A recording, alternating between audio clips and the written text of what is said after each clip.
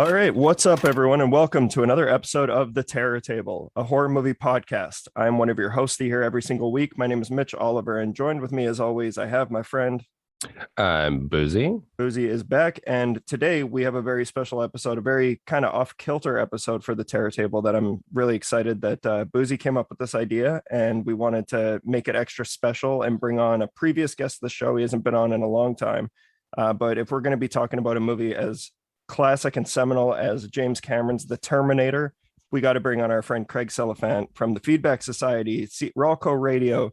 You know him as the CTV News movie geek, and yeah, he's just an all-around Saskatoonian legend, and we're very honored to have you join us this episode for Terminator. How's it going? The Craiginator. Why, yes, thank you, gentlemen. Yes, I will say right off, I know I just told you guys this before we started, but I'm currently living in my mother-in-law's basement while we do some pretty insane work to our house. So if you happen to hear any weird children or anything wandering by, it's either ghosts or my actual children. Yeah, and if you hear any lawnmowers or anything like that, there's a good chance that there's a Terminator. I don't know, that was such a bad joke. Jesus. Or a maximum overdrive situation. Yeah. Or blades. Like blades, like Wesley Snipes blades? No, remember I talked about Blades, the movie that rips off Jaws, but it's just a lawnmower instead. Yeah. The cultural impact that the Terminator has had is extended in so many different directions, but I'm sure Blades is actually one movie that was definitely influenced by the Terminator. Oh, of course it was. But I'm trying to just get it into the like every day that everybody watches Blades. I wonder if you have gotten a single listener to check out Blades from your glowing review. That's on Tubi, correct? I did have one person message me that they did. Oh my God. Yeah, we are doing, it's not the Lord's work, but it's someone's work. That's what we're doing here. Tubi statistics work. Yeah, but before we get going, I just want to also address that Craig, like you are always welcome on the Terror Table. We're always excited to have you here, and you've been on multiple times before. But you are one of the people that contributed to the Druid's Hand Kickstarter and paid for one of our episodes.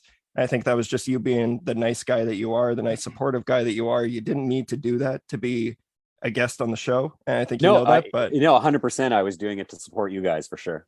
Yeah, I appreciate it, man, and I'm excited that because we were trying to lock down like what were we going to talk about, and for some reason, even though we'll get into the conversation about the Terminator being constituted as a horror film, like there's a lot of debate around that. But it's one of, like, we've done 250 episodes at this point. We've covered a lot of the juicy ground that the genre has to offer in terms of big name titles, but the Terminator is definitely one of the ones that we still haven't discussed. And I know you're basically a film historian at this point. You've been a movie geek for your entire life, and I can only imagine the impact a movie like this had on you. So I think it's going to be a really interesting conversation to have with you. Yeah, awesome. It should be good. I was actually thinking about that the other day, watching it. I watched it yesterday, actually, with my son, who's 9. Yes. And so that seems weird because I remember when I first saw this movie anywhere, it was in a newspaper in Regina, actually, where I spent a few years as a kid. And so it came out in 84, I think. Yeah. And so I think it was in 85, I saw like an ad for it because it was still playing in the theater, and it was Special X, which I don't believe exists anymore as a rating. Like that's 18A now. But that was like no one under 18 admitted no matter what. And so I was like intrigued from that moment. And it was just like a black and white newspaper ad of the one of the early famous covers where it's just kind of Arnie and you can see like the numbers on his like sunglasses or whatever. And I was just like, oh man, I got to see this movie. So I'm not sure if I am a bad parent, but my son watched it with me yesterday, and my daughter, who's 4, was also kind of in the background. So there was a few moments where she's like, why does that guy have a robot eye? Why is he pulling his face off? I'm like, I'm a bad parent. No, well, you can take this how you will, but I watched the Terminator and T2 far before 9 years old, and look how I turned out. Good. Yes. Yeah. There you go.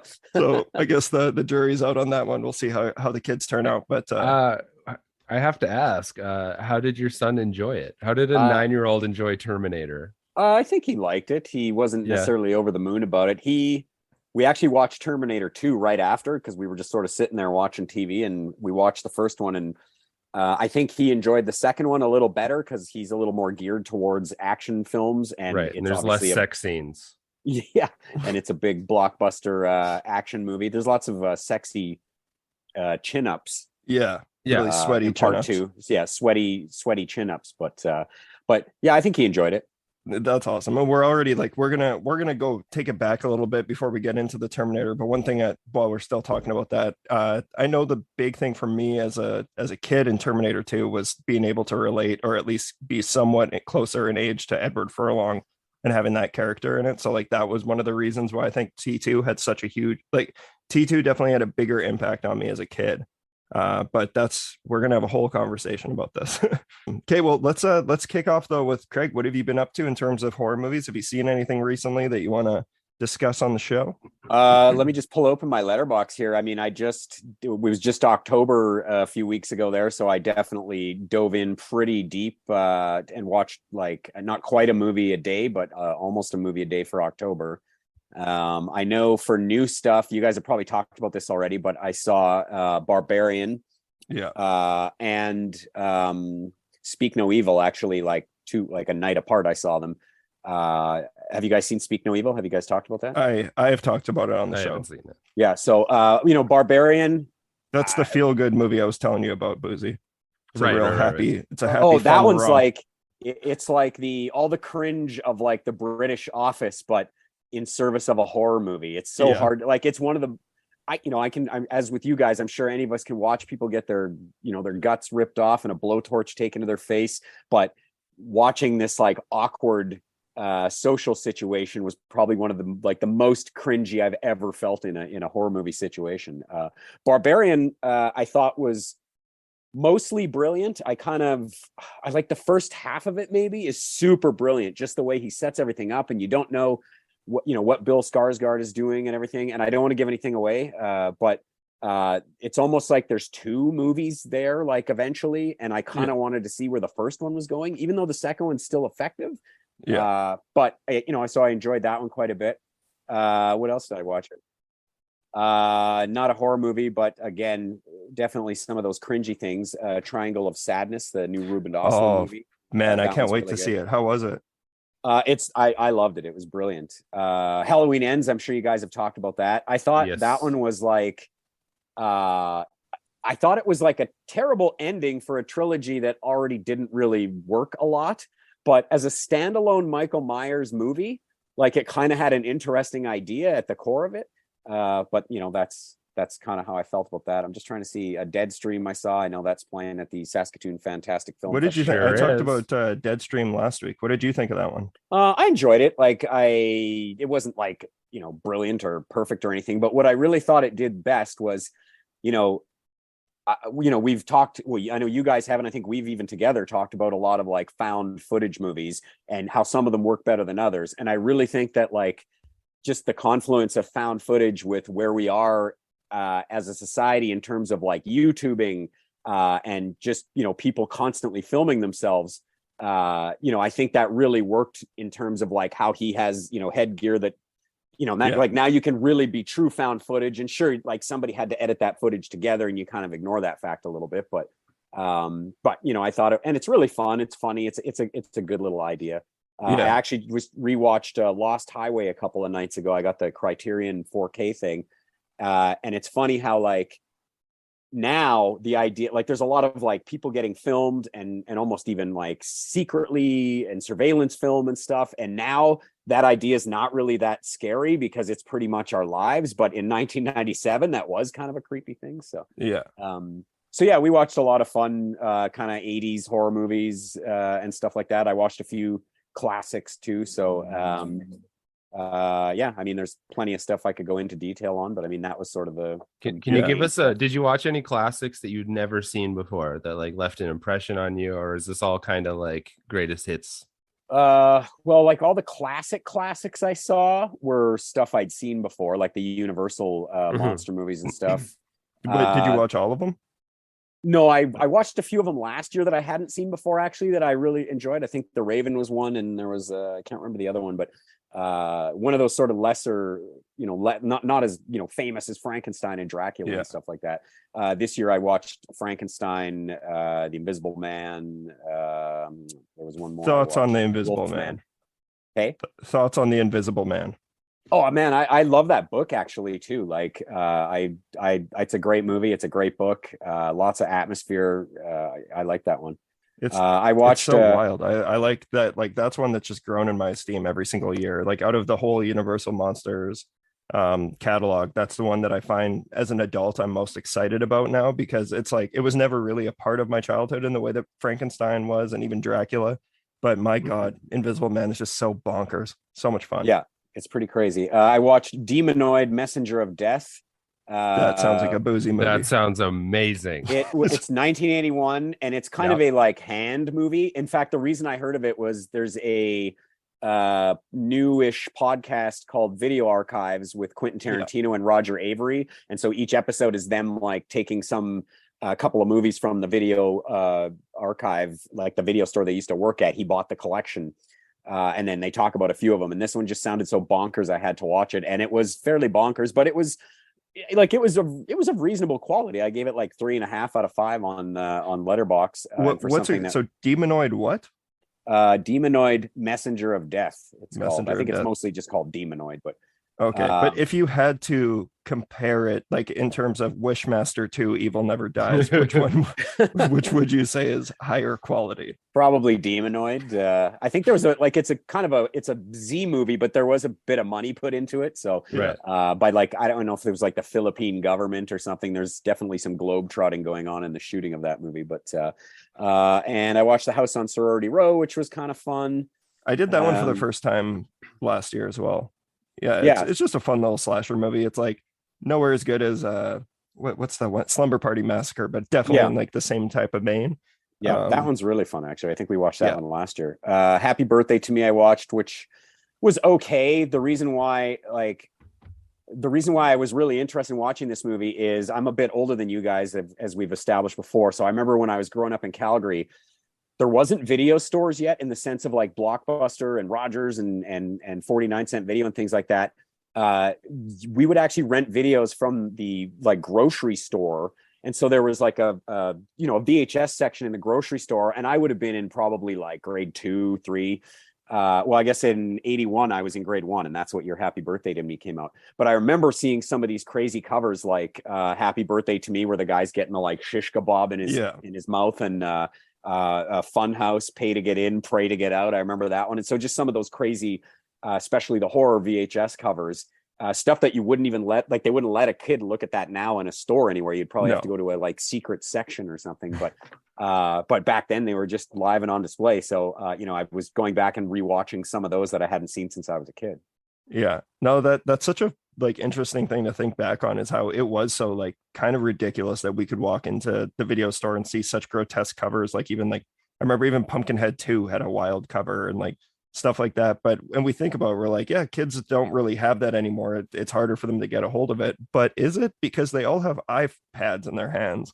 Right. And like with a couple clicks, you could be seeing a real murder. Like it's like, so I'm kind of wondering how that's all going to play out in the grand scheme of things. But hopefully kids discover Shudder, and that's going to breed a whole new Tubi. And Tubi. And Tubi, Tubi would be even better.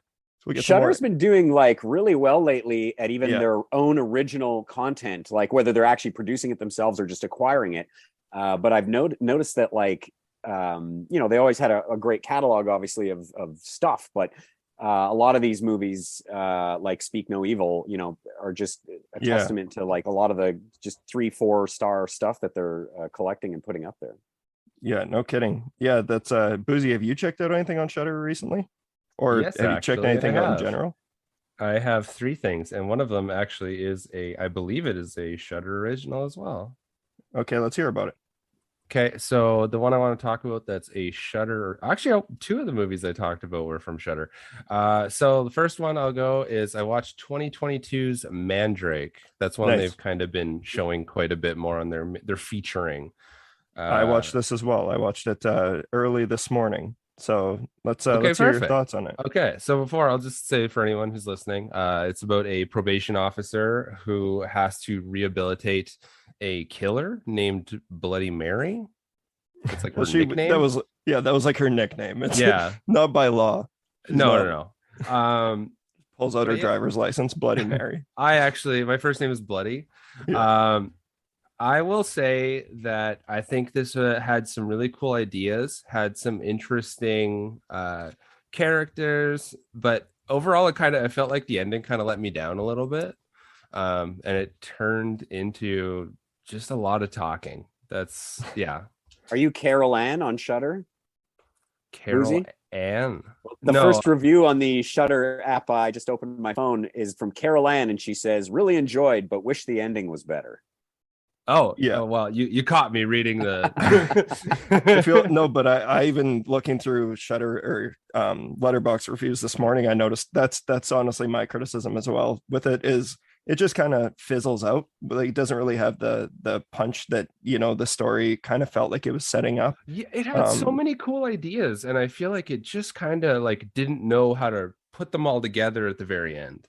Yeah, it's one of those like it sounds flippant and kind of like I don't mean it in a rude way that it is kind of just like a run of the mill folk horror story at this point, and it's like there are some interesting elements that they're playing with in terms of like this character's past and her connection to the community and how like everyone's just kind of weirded out by her, and they like we get little breadcrumbs of who she was and how like she might still not be a person that's fit to be out in the open. That's all interesting stuff, but yeah, it's one of those ones that I just kind of think it's forgettable. Like I saw it this morning, and but that's the thing is Shudder has been doing that. They've been putting out a lot of like really ones that I hadn't, looking at the title Speak No Evil, I was like, this is gonna be terrible. Like it's got to be like it's such a bad title. But then you watch the movie and it's like, oh, I just watched a Michael Haneke movie. It's not made by Michael Haneke. Yeah, totally. And then you even find out like from the way that movie ends, which is that's the last thing I would use to describe Speak No Evil's ending is forgettable. Yeah. But that's the thing, and it pulls you in with like this. The title isn't all that bad afterwards either. Like it's not as cheesy as you expect. Like, but yeah, no, I'm pretty lukewarm on Mandrake, but I think I got to let it simmer a little bit more. Yeah, I actually think that a good comparable to this would be like something like The Wretched, where it's like it has a lot of these elements that could make something well, it's the thing is like it had so many cool elements and a cool idea. It just feels like that at some point it just didn't flow together. That's where I feel like these two feel a lot the same if you've seen The Wretched, because I feel like a lot of people that had seen it are kind of disappointed. It's still a good movie though. Yeah, lots of people enjoy that one. I'll just knock one off quickly because I don't have much to say about it because it was a special. It's one that I watched a couple weeks ago. Is Werewolf by Night on Disney+. I want to check this out. That's what Buzi had recommended. He's like, we should do an episode on that. I'm like, Buzi hates Marvel. I was like, I don't think you know that it's a Marvel. Like I feel like Marvel, the Avengers. I feel like Marvel has to make something for me eventually. Well, if there is something for you, then this might be it. Right. I definitely didn't. I think I'm just in a place right now where I'm not taking the Marvel Cinematic Universe as seriously as I once did, and I still like enjoy the movies for the most part. I haven't seen. Is that just like fatigue? Yet, I have to ask. Is that like fatigue? If I had to watch like I think another Halloween movie every year, it would probably like kill me eventually. Yeah, well, and you're feeling it with Star Wars right now, which I'll also mention afterwards. But like, but with Marvel, it's that they set the bar so they covered so much ground already that it's kind of hard to find where we're going to see something fresh come out of this. And even where I thought Werewolf by Night did that to a certain extent, but then it's at some points it does just kind of divulge right back into like Marvel fare.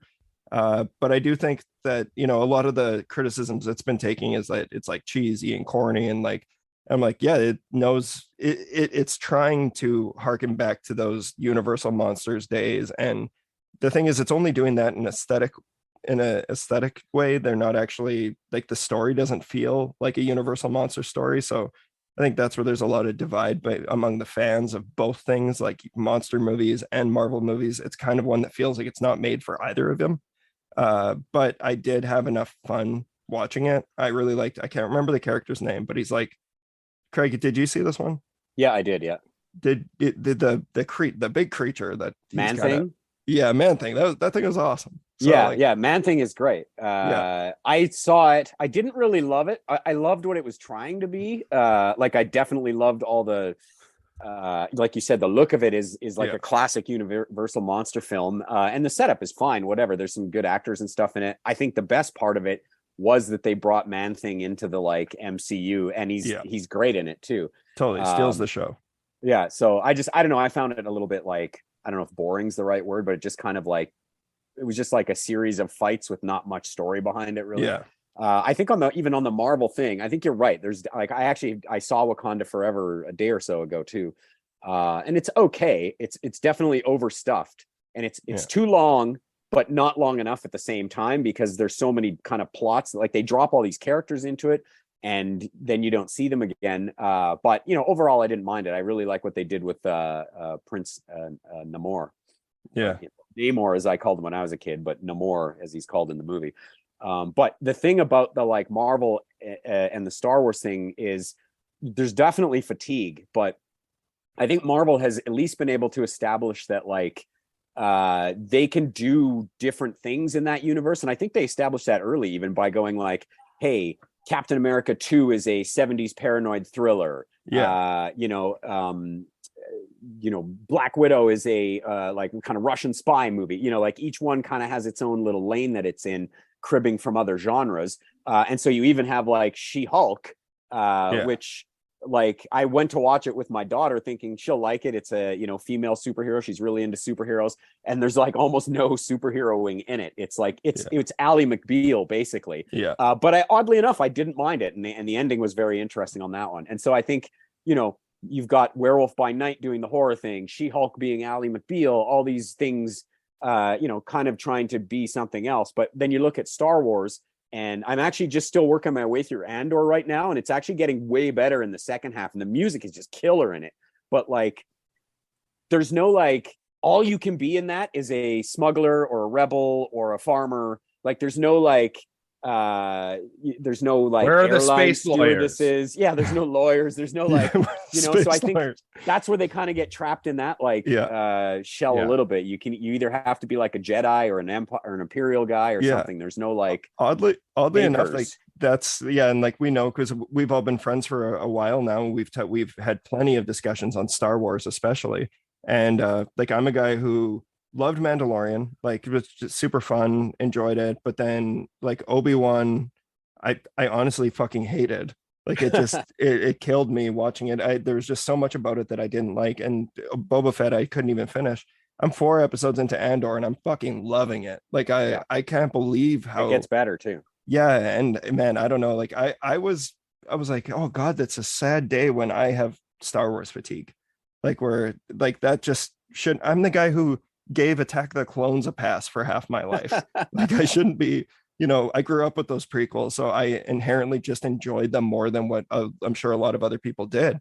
But Andor, I do feel like it's taken me so long to press play on it because I'm like, I don't know. I just couldn't be less interested. And then I finally did it, and I'm really enjoying it. It obviously has like, it's like a dire looking Blade Runner, whereas Blade Runner is like such a dire story. But it's so visually beautiful and it has all these like lights and everything. But Andor, it's surprising me with some of the themes that they're tackling in a Star Wars story. Yeah. Well, and again, pay attention to the music because it's so good. Yeah. It's like this sort of synthwave, electronic, almost John Carpenter-y in places. Like it's really good. It's just, and that was one of my things. Like I liked Rogue One a lot. Like I was a fan of that as well. But at the same time, exactly what's going to happen to all of these characters because like we know the canon of Star Wars and what it's going to lead up to. But the thing that I'm loving most about Andor, even more so than Rogue One, is I know that this guy dies, but I'm still like kind of sweating every time he gets himself into some shit. Right. And I'm like, it's a testament to how good the script is. Like the story is really solid in Andor.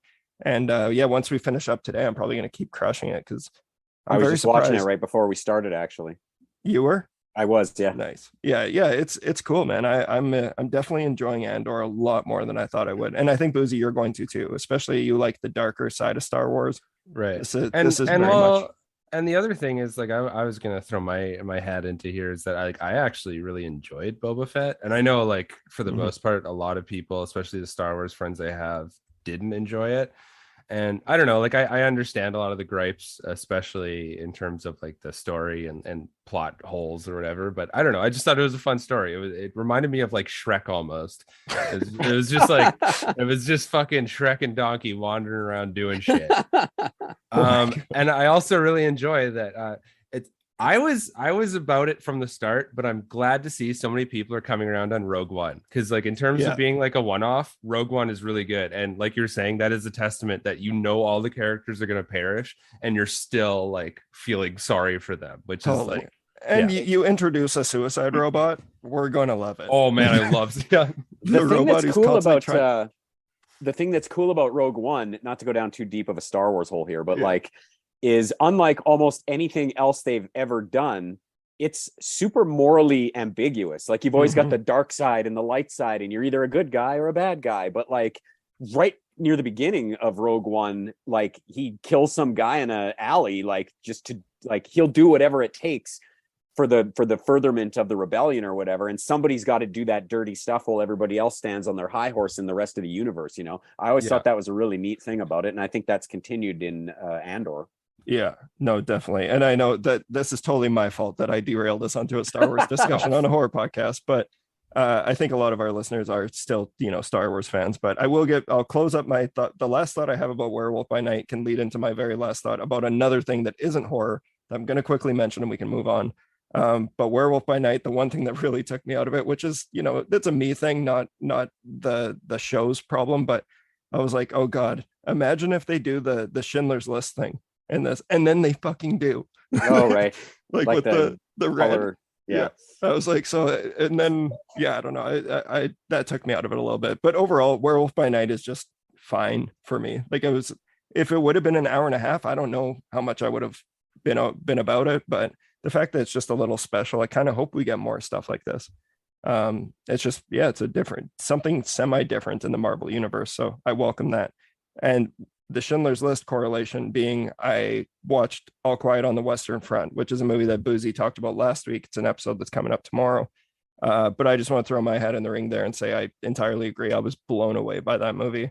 I watched that one on Remembrance Day, and I'm not a war epic guy. Like I have a lot of I have trouble getting into them. Like for Dunkirk, and I know that that's kind of a part of it, is everyone just feels the same, and that's kind of a point of the story, is that these people are just assembly line being sent off to the slaughter. But All Quiet on the Western Front, the way that they centered the story around the one character, and you see all of the brutality and horror that comes with the first Great War, and like the trench warfare. Boozy and I even talked about, there's a scene with a tank that I was like, I cannot believe what I'm looking at right now. I loved it. It's without a doubt one of my favorite movies I've seen this year. I was very taken aback by how much I loved, how much it connected with me. Like it was a very powerful film. Right. Do you guys have anything else you want to talk about before we get into the Terminator? Jack, I want you to draw me like one of your French girls. I have two. I'm so bad with accents. The Terminator. I have two more things here. Okay. So the first one actually tricked me because I thought it was a horror movie, but it turns out it was just a melodrama.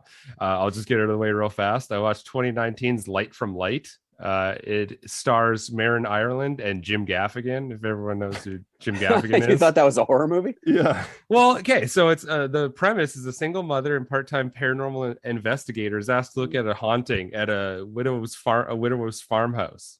So I was like, okay, that's a pretty cool premise or whatever. And even if you look at the cover art for it, it looks like a horror film, but just getting into it, it is a lot of fucking talking.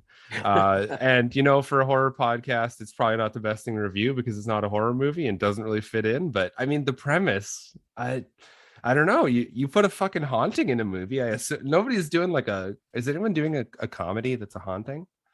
Oh yeah, Ghosts. there's lots of them. Yeah, and they're good. But I also, in Boozy's defense, I just looked at the poster for this Light from Light, and it definitely looks like a like TIFF Sundance horror film. Yeah, Like I was like, okay, like there's lots of comedians who get it's into got horror really movies. good reviews.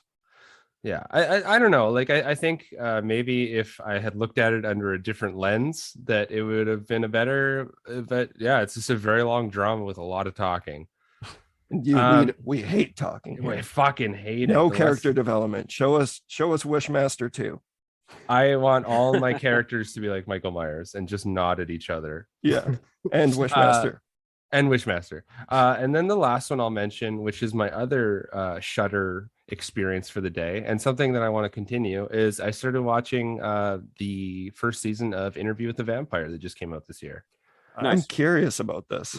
And So far, very cool. I like it a lot. I think the thing that they really do well is, and which kind of the crux of the show is, they do such a good job of having Sam Reed be this like sexy Lestat who like knows the right things to say, and you can really see how like he greases the wheels on everybody. It's like it very much is, it's encapsulating that like classic idea of a vampire, not the Bela Lugosi one, but more of that like the sexy The Anne Rice vampire. vampires. Yes, exactly. So and Jacob Anderson does a terrific job as the main star, and yeah, it's good to see a bunch of representation in film as well. It's a very diverse cast and tells this cool kind of like brothely New Orleans story with a vampire. And so far, yeah, I'm really digging it. I've just seen the one episode, but there was already a threesome, so you know it can only get good from there. But yeah, I can't wait. I was obsessed with those books like in my 20s, and I like the Neil Jordan movie, but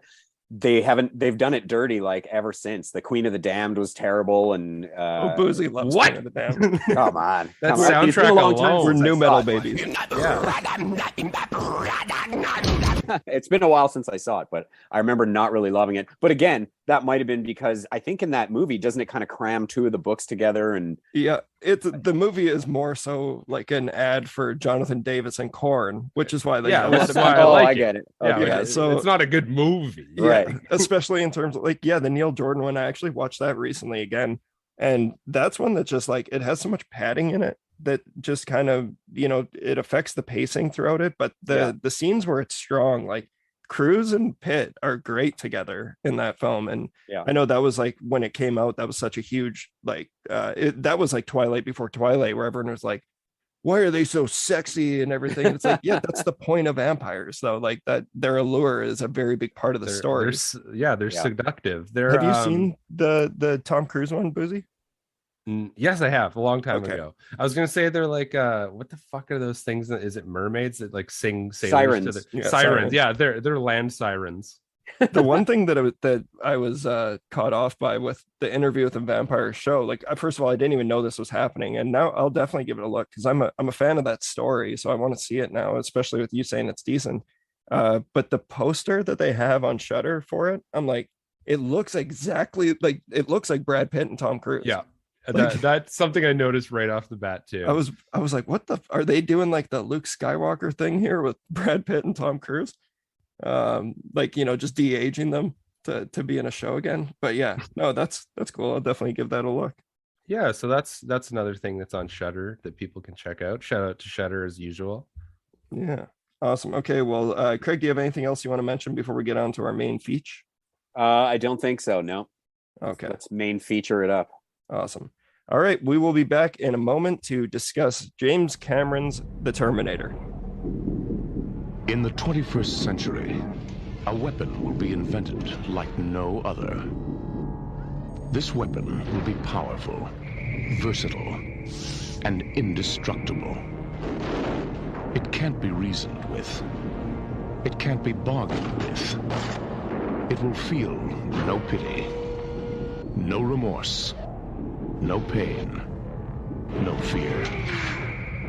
It will have only one purpose: to return to the present and prevent the future. This weapon will be called the Terminator. You're dead, honey.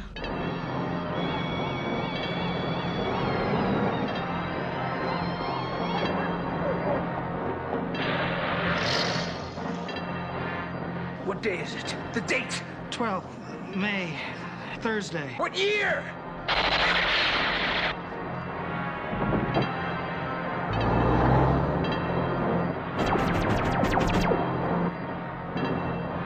I'm here to help you.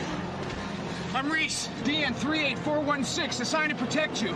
You've been targeted for termination.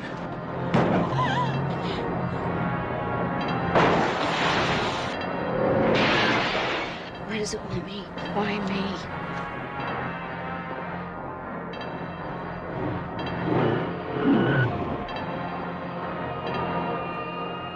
Arnold Schwarzenegger is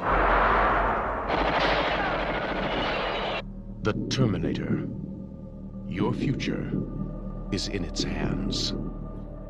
And welcome to our main feature presentation, where we are going to be discussing The Terminator from 1984, which was written and directed by James Cameron.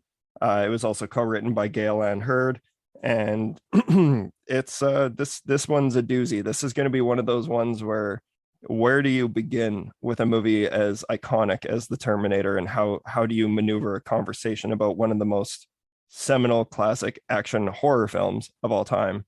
But yeah, the film stars Arnold Schwarzenegger as the Terminator, Linda Hamilton as Sarah Connor, Michael Biehn as Kyle Reese. We got Lance Henriksen, which there's a really cool story that I'm sure both of you know that we'll also discuss about the making of this film. But let's everyone knows what the Terminator is about. Most people listening to this have to have seen it, but at the same token, I will say last night I had a hangout with my friend Zach, who he moved here from the UK. And he's a guy who I took him to see Jaws because he had never seen Jaws, and we went and saw it on the big screen when they had their re-release. He's a very knowledgeable, intuitive film fan, he's a filmmaker himself. He's brilliant. But we were about to watch Smile, like the latest 2022 horror film that's just crushing at the box office. And then he was asking me what are you doing tomorrow? It's like, well, I'm recording an episode on the Terminator. And he's like, I've never seen the Terminator. And I was like, it would be a crime against humanity if no shade to Smile, but if I allowed us to sit down and watch Smile and you haven't seen the Terminator, I will never be able to forgive myself. So I'm very excited to talk about how, it's the best watching movies this classic and amazing with someone who's never seen them before that will appreciate them. And I'm so happy that I got to have that experience last night. But I'm already rambling. Let's go around the table. Buzi, you came up with this idea to talk about the Terminator on the Terror Table. Why is that? Why did this come to be?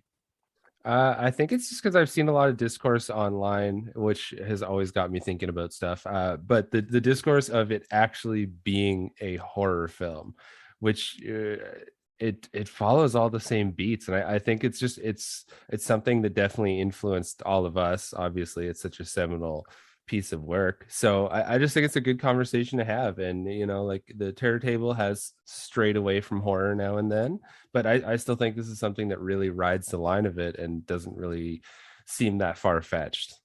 No, it definitely is. It's 100. I'll just get that out of the way, that we both agree on that this is absolutely a film where that is fitting for a horror movie podcast, even though it's not generally known as that. And I think that a lot of the reason it's not known to be a horror film is because of all the stuff that came afterwards, and it kind of morphed it into something else. But Craig, take us back to, oh, sorry, I didn't mean to cut you off there, Buzi. I guess the only thing I wanted to say just is kind of how I view it myself in my dumbed down way is if you replaced guns with knives in this, it would just be a horror movie. That's all. Yeah, it still is. And look at I know you're not a fan. I think neither of you guys are, but the original Terrifier ends with him shooting her in the head. It's just because it's guns doesn't mean that it's not a horror movie. I think everyone just associates your the slashers or whatever. There's not the shooters horror movies. Yeah, totally. Except for that sniping one we watched, Downrange, for sure. Which American Sniper? Oh, Downrange. Downrange? American Sniper is a horror movie because that was a horror movie. Baby. It's I have an annual, every 6 months I end up in a place where I end up I don't have to, but someone brings up American Sniper in a positive way and it goes horribly wrong for me. Still? Yeah, man. I was at a party the other night and someone was talking about, oh, so good. And opinionated Mitch can turn into a real fucking asshole You're if I like, disagree. actually, Chris Kyle is a monster. But shout out that baby. Craig, take us back to the Terminator, your history with the Terminator. Take us back to the 80s. Okay, getting your way back machine there. So I would say, I think, like, again, even though I'm older than you guys and I generally probably saw a lot of the part ones as opposed to the sequels that you guys may have grown up. We talked about Star Wars earlier. Same thing, where you guys were of the right age when the prequels came out, whereas I was a little bit older. Terminator, though, I was in that weird state of, like, I was a pretty little kid when this movie came out, and I did see it probably. I was probably around the same age as my son when he just watched it, but it really was like Terminator 2 that, like, captured the zeitgeist of the world at that time. And it was just such a huge blockbuster thing. And I was huge into Guns N' Roses in high school and just metal music and stuff. And so again, that was on the soundtrack. Shout out to Little Craig. Little Craig did look like young Edward Furlong. Well, what's funny is one of my nicknames in high school was Terminator Kid, because, like, I looked like the kid. I had the same haircut as Eddie Furlong, which my son actually has now. Amazing. Is he wearing plaid as well? Not really. Yeah, but the Nirvana will come. I like how nobody had like a creative. Nobody called you like some sort of take on like Edward Furlong or something. It was just Terminator Kid. It'd be even funnier if it was John Connor or something. No, not even that. Yeah, like something a little bit creative, I guess. But what I do remember about Terminator is, obviously, like I said, I told that story, seeing it, when I was young, but like rewatching it again years and years later, and I'd seen it a bunch of times, but then I didn't watch it for a long time just because I'd seen it so much, when you got to take a bit of a break from something. And I went back a few years ago and I noticed this again when I watched it yesterday. It's such an amazing fucking feat of lean, mean storytelling, especially even the first fucking 20 minutes or half hour. The only person that really says anything is Arnold, like talking to Bill Paxton and the alien bounty hunter from the X-Files and the other guy. Like, he's got a couple of bits of dialogue here and there, but mostly you're just, you see them both arriving in 1984, and Kyle Reese is trying to get pants, and the Terminators, they're both trying to get pants, really, and sort of loading up on guns. And I was thinking about this yesterday while watching it. Like, now, you watch it and you've seen it a million times, so you know exactly where everything's going, what they're doing, who they are. But my son was watching it and he's like, so wait, like, is that guy a bad guy too? Like, at Kyle Reese, right? Like, you don't really know what's going on. He looks through the phone book, Sarah Connor, then you kind of meet Sarah, and she's this waitress, very soft waitress that ends up being a great turn by part 2 when she gets all hard. But like, so like that first half hour or so of the movie is just raw storytelling. It's not there's no big like exposition dumps of dialogue and crap. Eventually they do get some of that comes stuff later. But, that's what the franchise turns into, just that. Pretty much. But yeah, that first movie is just so lean and mean and just like brutal. Even Buzi, you were just talking about like that if this was Knives, it would be a slasher movie. And it's like he kicks in that door in that first Sarah Connor and just blows her away, and it cuts away. Like, you see him shooting, you don't see her taking bullets. But it's still, again, your mind fills that in, right? And if he almost is like what Michael Myers eventually becomes in that series, where like he's kind, like in the first movie he's just like a killer or whatever, but eventually, like Voorhees or anybody else, he's this just unstoppable machine. He doesn't feel mercy. He's not going to give up. He's just going to keep coming, and you can keep pumping him full of lead and he's still going to keep coming. Like, there's just something, I don't really think of it as a horror movie, but I definitely would not like penalize anybody for feeling like it is. And I think it definitely has a lot of the same beats, as you said, and even a lot of the imagery of that. So, even when he gets into tech noir, you maybe have more of an inkling, but you still don't really know like what Michael Biehn is there to really do until he, the fateful moment of like, come with me if you want to live, what I mean? Totally.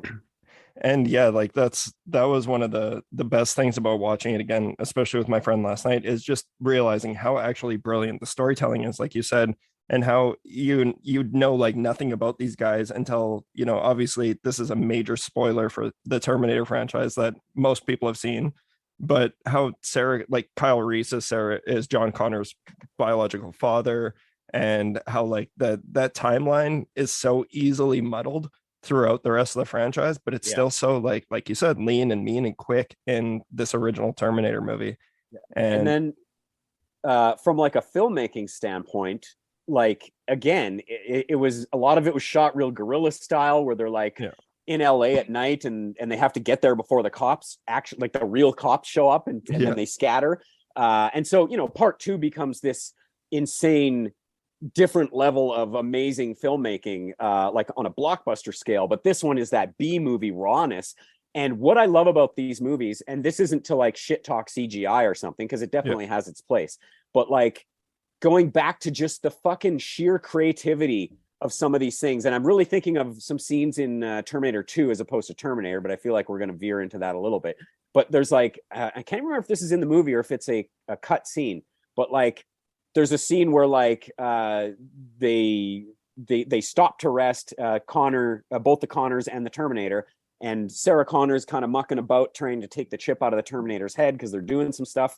And they show like the robots, like that you got real Arnold Schwarzenegger on one side of the mirror, and then like a fake robot, like a effects version of him on the other side, and then Sarah Connor. And you're like, well, how the fuck did they do that?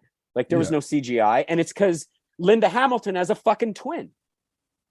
Oh, I didn't know that. Yes. So like, and it's the same with the guy at the beginning.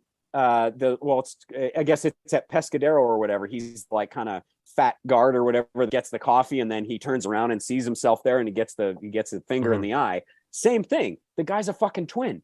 Like, so just the sheer brilliance of that problem solving, like of like, you know, now you would just do that CGI or something, you know what I mean? But then they didn't even split screen it. Like they just were like, just hire 2 guys that are the same guy. Or in the case, the star has a twin. Let's just get her. I love that like kind of problem solving creativity of film, especially like from the 80s, whether we're talking horror movies or practical effects like in The Thing, or you know, a lot of the effects, even some of the effects you watch in Terminator when he's like pulling the eye out and stuff.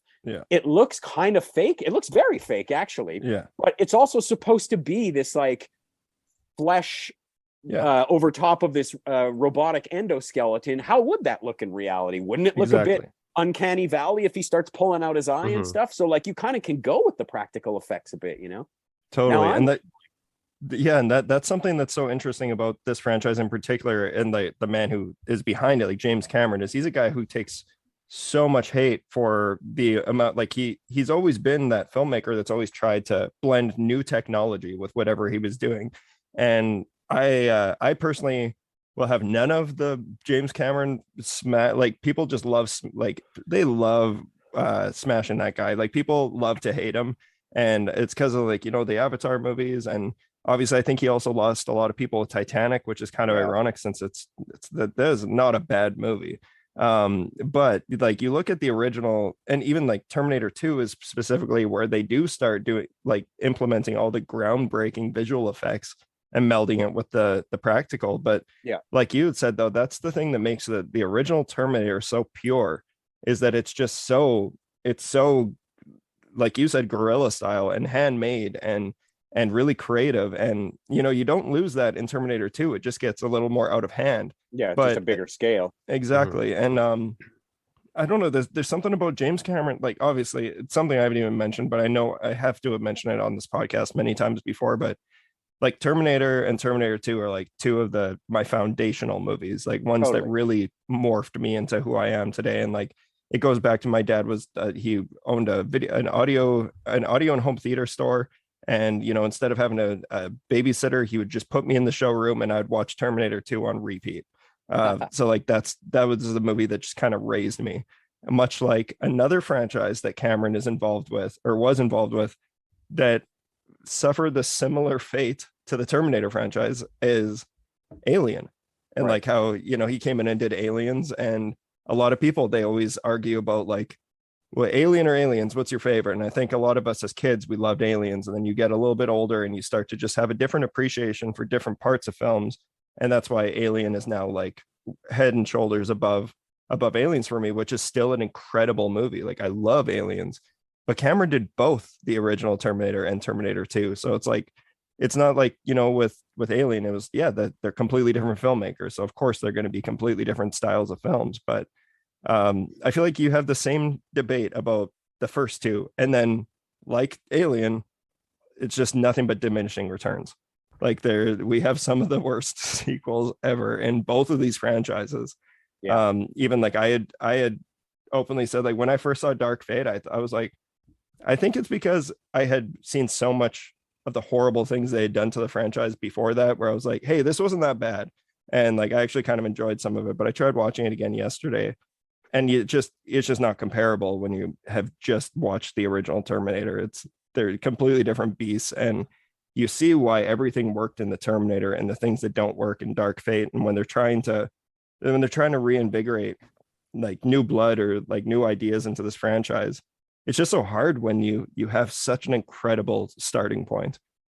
But yeah, I'm getting a little off topic here. Yeah, like this movie had a $6 million budget, is based off of one of James Cameron's nightmares.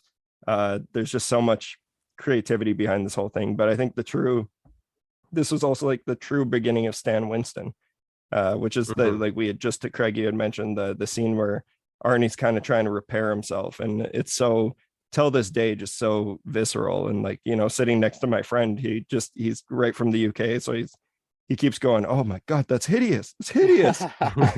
It's like, it's incredible seeing how it works so well all these years later. But yeah, where should we go from this? Let's talk a little bit about how originally I know James Cameron had written the role for Lance Henriksen, which it would have made a whole different story here, as if we would have had, I love Lance so much. And I think it's too frail.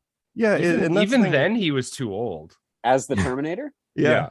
Like, I know OJ Simpson was like, got close, but they thought he was too nice or whatever. And then I think Schwarzenegger was originally, I don't know how far they went with this, but he was like originally maybe going to play Kyle Reese even. But again, like from a casting point of view, if you think about like Arnold Schwarzenegger now, I mean, he's the governor, he's the governator, he's the one of the biggest action movie franchise stars in history. But in 1984, he was kind of this goofy, accented bodybuilder guy who had made like Hercules Goes Bananas and like you know, movies in that vein. And then it worked for him though, that he was this sort of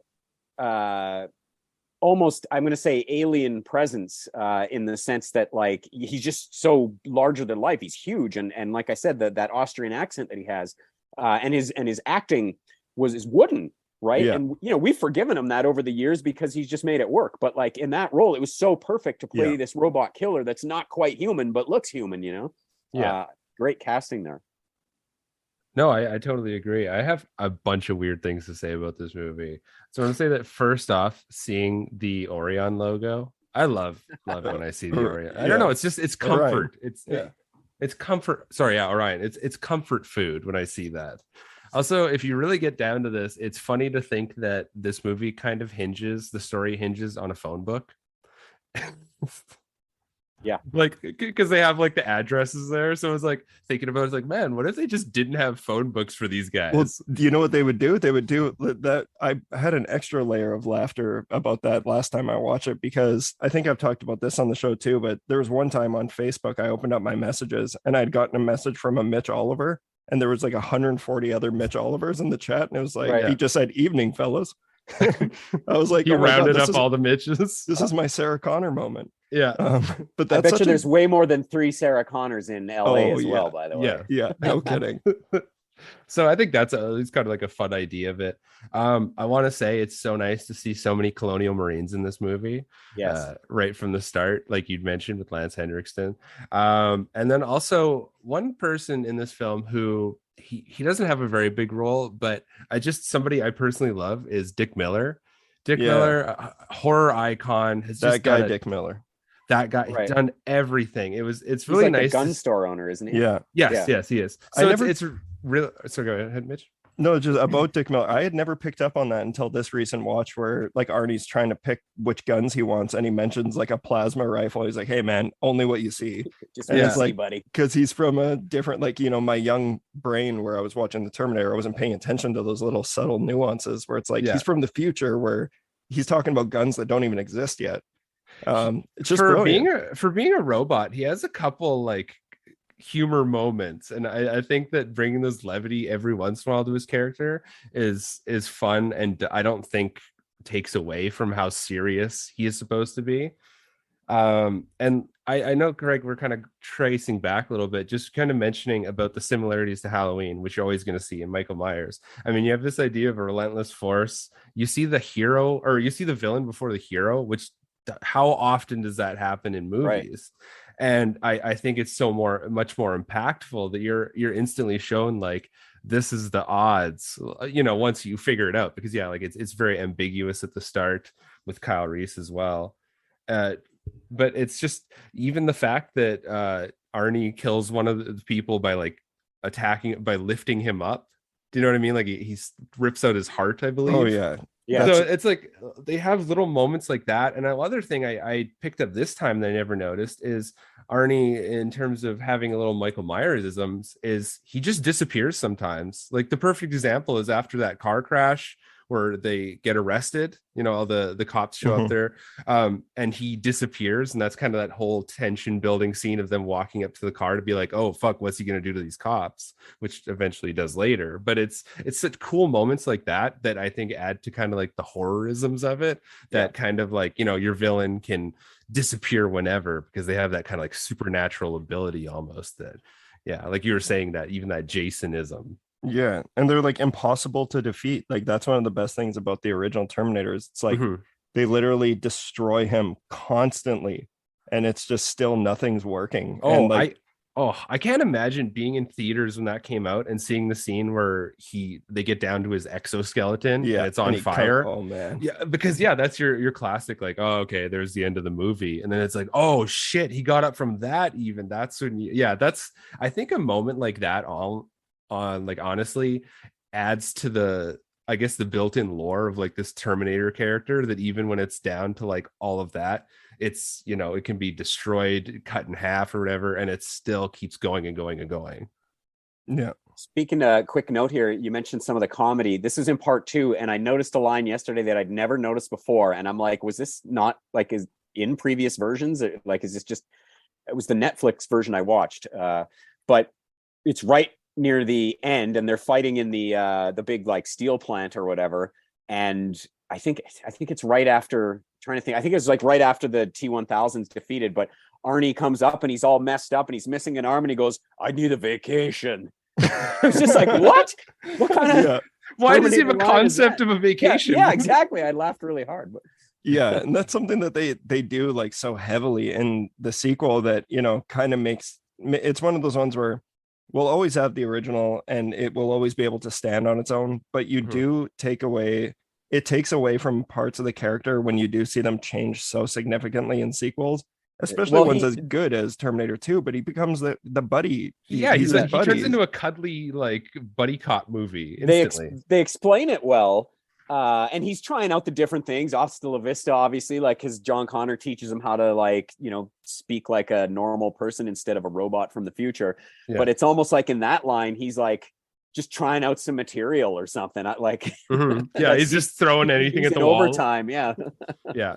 I also have to ask, this is kind of, I don't know, maybe if I just drew weird conclusions from this, but hear me out on this. So when Kyle is explaining like the famous line about, it can't be reasoned with, it can't be stopped, doesn't feel pain, which is a great role. It really enforces, because Arnie actually does all the things he talks about, and it's kind of that nice reinforcement. I feel like anytime Kyle, I know he has a couple longer like monologues like that, but I don't find it cheap. I actually feel like it helps. Michael Biehn is great in this movie, and he's a guy who's just like he was so criminally like cast in different roles that just weren't meant for him. Yeah. And like this is something that he just thrives in, and this and Aliens specifically, like he's just so good as this character. He's this great underdog hero that you want to cheer for all that. He's not like, and it's great that he's not built like Arnie. So he has to be resourceful. Less so when he's Brittany Murphy's dad in Cherry Falls, where they have a odd level of sexual chemistry. Yeah. Sorry, I just wanted to go back. So with that monologue there talking about that, I find that it shadows almost when Ash is talking about the xenomorph in the first Aliens, having that little bit of dialogue. I kind of noticed that there are a little bit of similarities when they talk about like being a perfect organism. I thought that was very interesting, and I always wonder if like subconsciously that's a thing. Like the guy who directed Aliens obviously had seen Alien way, when it first came out. That's just kind of a thought I had with that. I also want to say that, go ahead. Just even like, because I know we're just, all of us are big fans of Alien and Aliens. I'm assuming you're a big fan of Aliens as well, Craig. Oh yeah. Yeah, and it's like you just see so much of the filmmaker who would go on to make a movie as grandiose as Aliens from Terminator. Like this is like such a mic drop moment, because like that's the thing, is even $6 million is not a lot for a movie in this era, and like the level of effects and the especially like the explosions and stuff too. And also now like thinking about the star power, but the thing is at this time they weren't stars. So it's brilliant. But sorry, I didn't mean to cut you off there.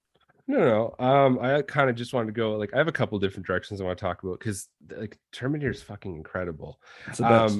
It is the best. But I want to talk about one thing is a lot of times we talk about how having just the text at the start of a film can be kind of lazy filmmaking sometimes. And there are the exceptions, you got your Star Warses, but I find that like it settles you into the right mood for when it does come in with the when you have all the miniatures. And I mean, granted, some of them don't look as good. I think a lot of take them every day. I 100% agree. I think some of the stuff actually with, it's not the hunter killers, it's the larger, like the tank robots, some of that where they have like the characters in front of that with like the projections, some of that looks fantastic. Like it holds up comparable to a lot of things that came out even today. Like I think it really puts you in that element. It doesn't have that gloss that you'd see in something like a Terminator series, or not a Transformers series. Well, that's what I took from starting and I don't mean to beat up on Dark Fate, because like I said, I've only seen it the one time. I saw it in the theater, and I actually remember leaving. Which one is that? Is that the one where Linda Hamilton's back? It's the Halloween 2018, but it's like the classic legacy sequel. But that's the thing, is like so much of what makes Terminator and even Terminator 2 special is completely lost in those movies. And I'm not a guy who hates visual effects, but when you see the opening to Terminator 2 and you see like the machines, even just rising up and fighting in that war zone, and then you flash forward to Dark Fate, it's like it looks like an Xbox game, and it's like so glossy and clean. And I'm like, I know that's me turning into a curmudgeon-y old man being like, back in my day it was way better, but it's just true. It's just it when it's real, and when you can feel that it's real, it makes the whole experience so much more believable and impressive to me. But and when you're talking about a lot of the effects that they use, I think some of the transitions in this are just brilliant. You have with the construction zone, you have like the half track going across, and then it turns into being the tank in the future. They kind of cut back and forth with those. He's like taking a PTSD nap or something. Yeah, exactly. Or they have one where it goes up into the sky and then it comes back down, which is always a classic one, but then they're in that war zone. So stuff like that. And I just want to say that like one thing that is kind of underrated with this series almost is how good the music is, especially in this one. Yes, Brad Fiedel, baby. Yeah, and it's not just that, it's that like it has this interesting futuristic sound, but they have so mmany layers of like primitive instruments, and like there's a lot of like primitive like drumming and stuff like this. So it's kind of bringing that like how like this synthetic versus the skin kind of sound to it, which is it's impressive. Like this primal is a good word for it. Totally. But still futuristic. And it's like it will amp you up like when it needs you to, and like even in the opening title card, it's just it's one of the most iconic pieces of movie music ever. But then watching like the Linda Hamilton Michael Biehn sex scene where they use the same like musical beats, but it's so organic and it's like plucked and everything, and it's so beautiful though. And it's like also how Jordan Peele does trailers. Yeah. Well, it's just, yeah, I do. I like that I didn't really think of it that way, that how, they utilize the same piece of music in so many different ways. Yeah. And it just works, and it's so beautiful, and it adds such a level of energy to the film that, I'm sure that's one of the main reasons why it also just works so well till this day. It just has a pacing that it's just it's always just moving, and it's always entertaining. It's never boring. And it does, like, the action rises really well. If you think about, like, everything I said about the beginning, but when you start to get into the middle of it more, and the shit hits the fan and she ends up at the police station, how many movies, especially horror movies, have we seen where they do everything possible in the plot, including like giant plot holes, to avoid involving police or parents even, or like any sort of authority figure. Disciplinaries. Yeah. And so, like, showing that, and then you have like Paul Winfield and Lance Henriksen, and they have some good like banter and stuff, and you think, oh, these guys are going to be able to like solve this problem. Yeah, they're the good cop, bad cop. Yeah, and then they're going to have the like authority and power to like help Sarah deal with this or whatever. But then he takes out 17 cops or whatever they said in the second movie. And I remember even absorbing this yesterday while I was watching it, and not having really thought about it that much before. But like when Paul Winfield gets killed, it's like, you're just, oh, that guy's gone, I guess. Like, he just takes like a machine gun volley. They do build them up. Yeah, they build them up as these secondary characters where you're like, okay, they're gonna help destroy the Terminator at the end. The police are gonna help you guys out or whatever. And it really was something like that. I think a scene like that especially reinforced that like the Terminator was unstoppable at this point. Because there's like, what are they going to do next? And I know that, in the future ones, they get into like the military stuff, but just that idea of like having a guy walking around in your city that can't be destroyed. And it's terrifying. Yeah. No, it's absolutely brilliant. And that's, like one thing, I guess, because we've already, unless you guys have other things that I just don't want to drag out stuff that doesn't need to be dragged out. We've already covered a lot of really the juicy bits of Terminator. So I do want to, originally I was like, Buzi, should we just make this a series and do all the Terminator movies? But before I could even send that message, I was like, I don't think I can actually. I've finally gotten to that age. Like, I'm the guy who's seen the Ryan Reynolds Green Lantern movie multiple times. One was enough. That part of me has changed now, though. Like, it's like, I simply, time is precious. It means more as you get older. And you also, as you find that there's so many other like things I could be watching. They're also throwing so much more content at us than they used to. Because I used to rewatch a lot of stuff, and I still buy a lot of stuff, and then it ends up a lot of it just sitting on the shelf because I'm just always watching between movies and TV, like whatever the new big thing is that I gotta watch. But I'm the Dark Fate thing. I remember not minding it in the theater, even though it was like, I don't know, this is kind of pointless, or like didn't need to exist. But I think I tried to watch it again, and it was like, it just bored me to tears. Like the second time, like it opens up with like everyone's wondering, like, when you're doing a legacy and this was right at the beginning of like when they were really trying to hammer home all these legacy sequels. I know we're still living in it right now, but like, we're bringing back Linda Hamilton, we're bringing back Arnold, and like, you wonder, it's like, well, they can't bring Eddie back. They need what they should have done is clean that motherfucker up, get him in rehab, and get him back in there. Then you've got a movie again. Exactly. But instead they used his likeness for and put him on a body and fucking killed John Connor, unwriting the whole franchise. Yeah. Like within the first 60 seconds of the movie, the whole franchise means nothing now. It's like everything that happened doesn't fucking matter. And there are still, like, even watching it again there, as far as I got into it, there are moments where it's like, yeah, this is some decent action, but it's not James Cameron action. It's not even remotely comparable to the action that we came to this franchise that we know and love from this franchise. This is one of those things too, where like, you talked about how the first two movies, they were imprinted on all of us like a duck to its like mother or something, right? Yeah. And so, like, every time one of these movies comes out, I'm like, God damn it! Like, I gotta always give it a chance. See it, and I gotta go watch it, and they always stink. But what's funny is I actually don't mind number 3. I wish that Eddie Furlong had been in it.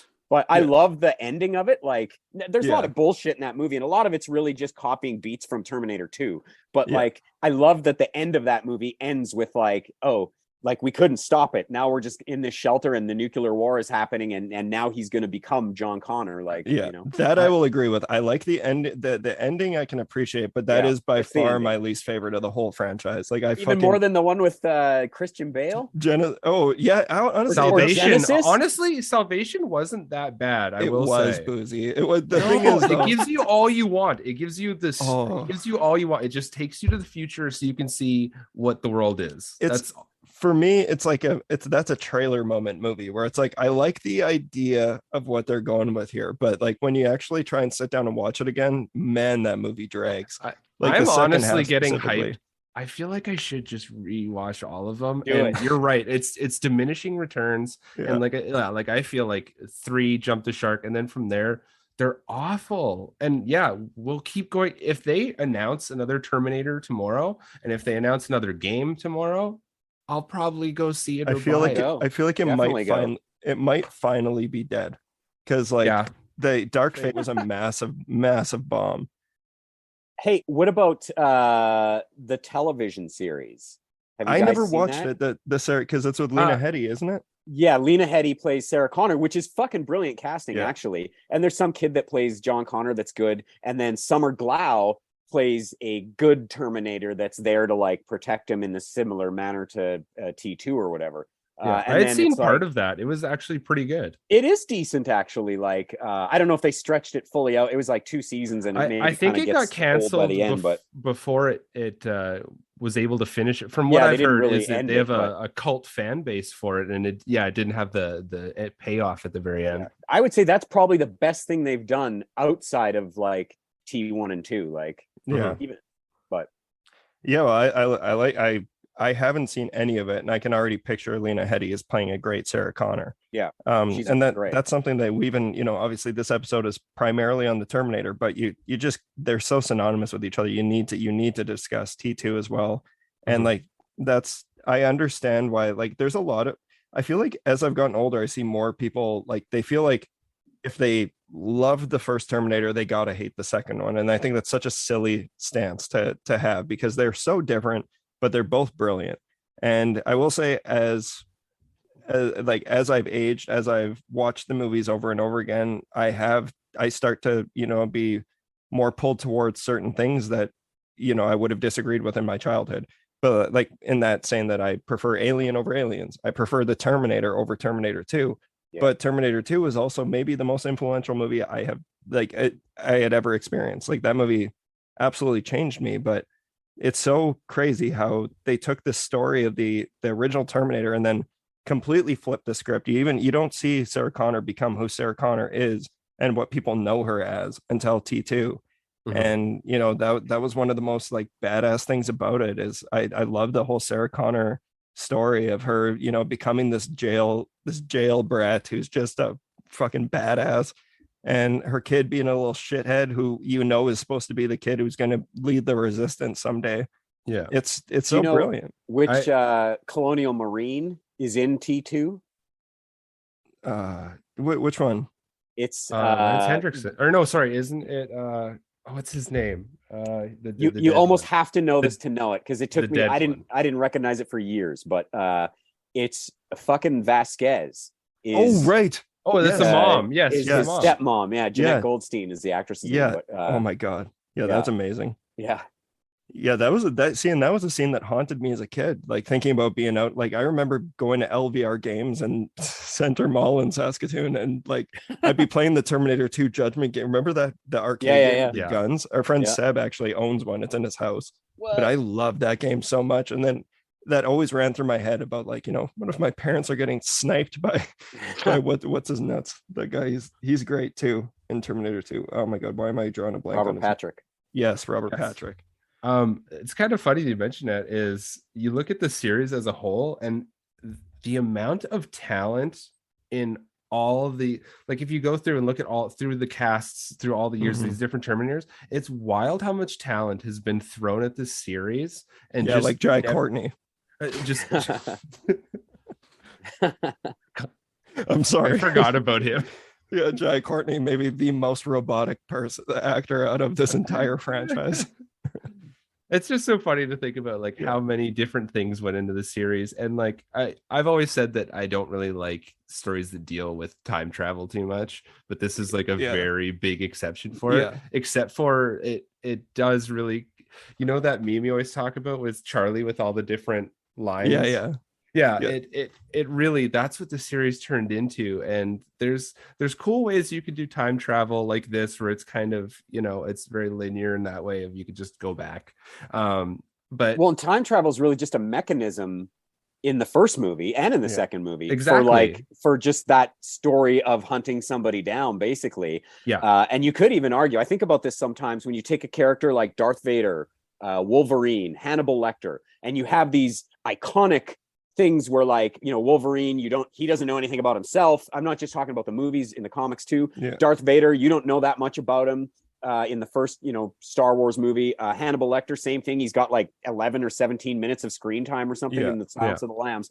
But then they become such popular characters that they start to fill in all the backstories, and it takes away some of the mystique. And I think that happens with the Terminator franchise too. It takes away some of the mystique, but also, like, it starts to do that thing with the yarn map, you know what I mean? And become more confusing and make it more of a time travel thing and less about just a mechanism for this like uncompromising killer. Well, really, it was a device to get this story rolling in the first one. It didn't, like, you know, it feels like later on it turned into this like taxi almost. They would just go wherever and do whatever, and it didn't really affect things. And then some of them they would rewrite it so it did. I don't know. It's weird seeing a character get, you know, John Connor getting changed so often. Yeah, them retconning their own franchise. Like, how many guys were lined up to get into that time machine in the future too? It's like the Terminator goes through, then Reese goes through, and then you've got a T-1000, and then you know, just they're all lined up. It's like, all right, your turn, guy. You next. It's like platform 9 3/4. Oh yeah, it would be like Mitch, what was that play area you talked about that used to be where Zellers Scooters. Scooter, yeah, it would be at like Scooters when you're waiting in line for somebody to go. It's just like, I'm next. Next I'm gonna travel. I'm gonna travel to the past. No, the franchise, like, that's the thing, like you had said many times on this already, Craig, with it being so lean and mean, and how, like, the story is so easily understandable in the first Terminator, and even in the second one, you know, we get a little more backstory that isn't even necessary, but it still always pays off in the second one. But then the franchise becomes the most convoluted thing, the most convoluted timeline in like maybe anything. And I'm saying that as someone who is an X-Men fan.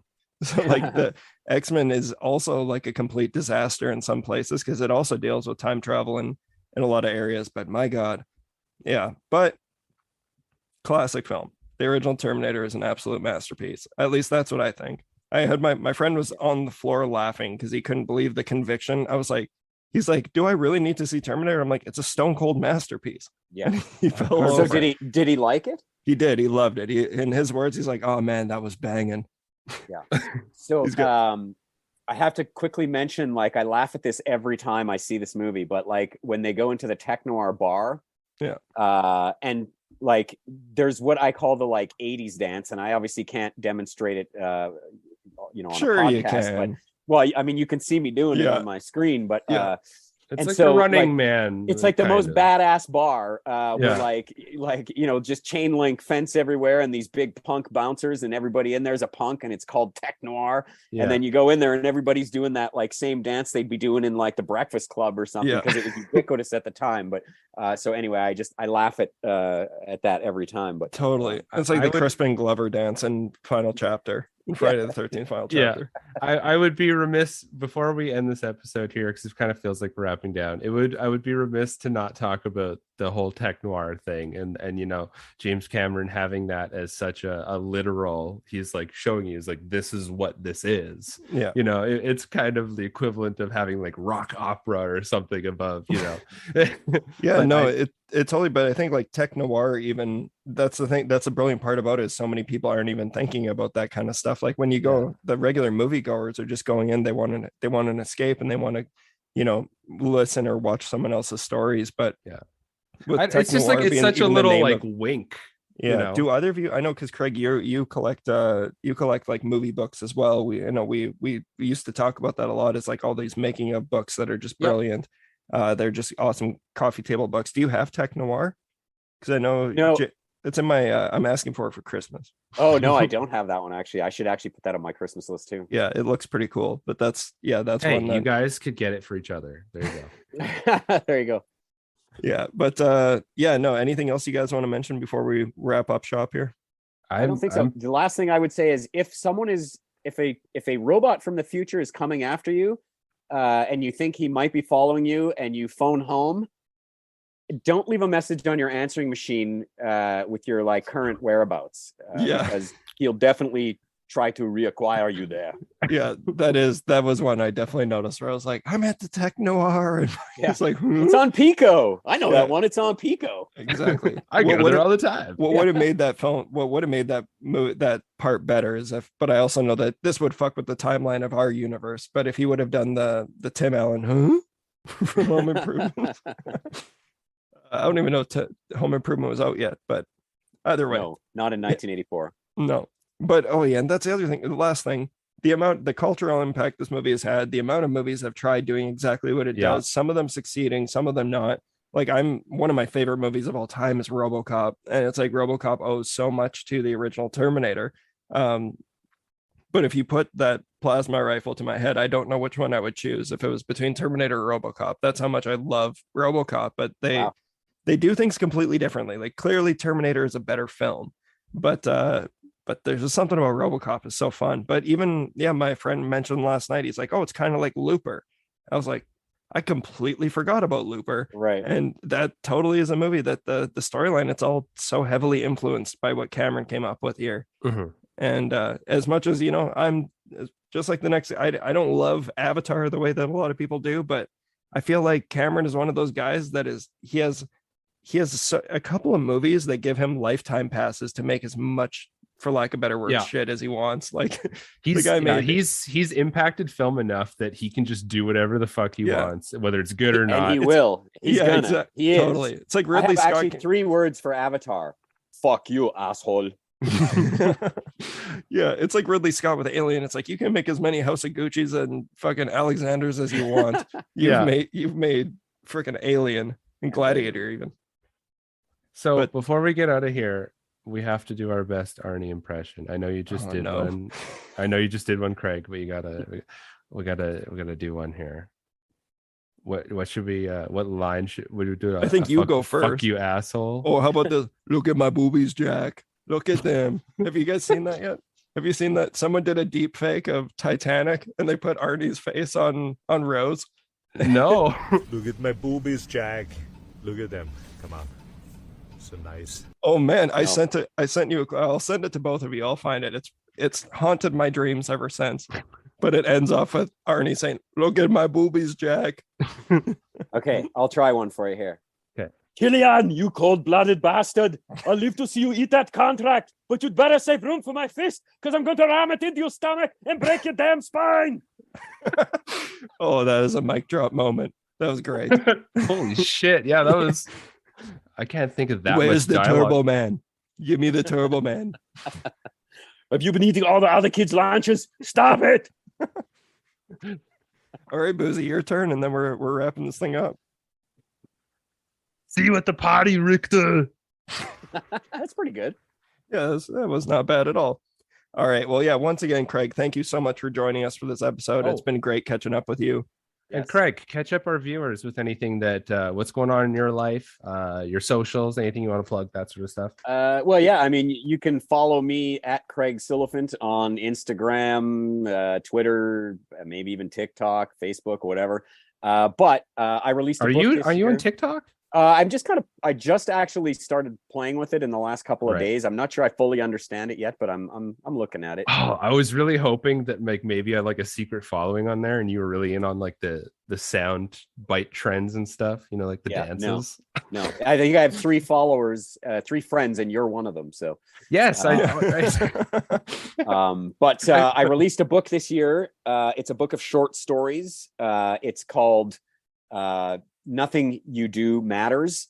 And it's like, I feel that personally. it's sort of all over the place in terms of the story. Some of them are really kind of nice Nick Hornby style reminiscence of teenage years. Some of them are ghost stories. Some of them are like what I would call Chuck Palahniuk style dark stories that look at the darker side of things like fame or social media, stuff like that. So check it out. You can get it if you're in Saskatchewan or Saskatoon. You can get it at McNally Robinson and Turning the Tide. But if you're anywhere else in the world, you can order it on Amazon. Yeah, absolutely. Cool. And I did get a little bit of obviously my cheeks perked up and I blushed a little bit when I saw my name in the special thanks. Right. Yes. Yeah. That's so right. Thank you for that. But definitely pick up Craig's book. Once again, Nothing You Do Matters. And it's just congratulations on everything you've done this year, because you've accomplished a lot this year. One of those things being you hosted the panel of the Druid's Hand sold out screening. Right. And you killed which was it. Really fun. Yeah, that was a lot of fun. That's where we got to fill in 430 people about Hugh Evans taking a shit in Jesse's trailer. It was a special night, and I'm very, very happy that you were able to be a part of it. It was important for me. Like as soon as we knew what we were doing, I was like, well, Craig's got to host this thing. That'd be awesome. Anytime, man. Yeah, absolutely. All right. Well, I'm proud to be your longtime hero. yeah, exactly. Me and James Cameron. Yeah, exactly. Buzi, you got anything else you want to mention? No, actually, I don't. I'm good. Okay. Yeah, we don't know what the next episode's going to be yet, but we promise we'll try and keep this train rolling and try and find some fun things to talk about and some more interesting voices to welcome to the show. But once again, thank you so much for listening to thank you, Craig. Yeah, thanks again, Craig, and thank you all for listening to another episode of The Terror Table.